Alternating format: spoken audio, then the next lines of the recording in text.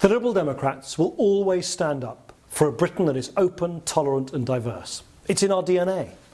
That's why in these European elections we're taking the fight directly to those who preach the politics of fear and division. Those qualities of tolerance and openness are intrinsically British. Together we are a nation that embraces different cultures and religions. But we must not take these values for granted. In difficult times, it is natural for people to look inwards and for fear and suspicion to gain a foothold. That is why we must make the case that Britain is better off when we are open to the world. That is what I did when I challenged Nigel Farage to debate Britain's place in Europe. And in that spirit, I very much welcome the Jewish European Election Manifesto. Extremist parties are on the rise in Europe.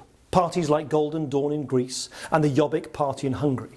A Jobbik MP has called for a register of Jews who he claims pose a national security risk. And that is why it's important to vote in the European elections and to vote for a party that will use their position in the European Parliament to protect our freedoms and values.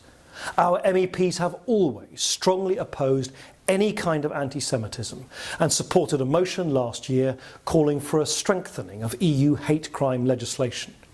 We will always vehemently defend religious freedoms, as I did recently when I stood up for the right of the Jewish community to practice shechita. As a party, we wholeheartedly value the relationship we have with the Jewish community, both in Britain and internationally, and are committed to a two-state solution in Israel, ensuring Israel's peace and security, freedom from the threat of terrorism, alongside an independent Palestinian state. Above all, we are committed to defending the British values of openness and tolerance. In these European elections, the Liberal Democrats are the only party fighting to keep Britain in Europe. We're the only party standing up to those on the right who preach isolationism and fear. I hope you will help us to continue to do so.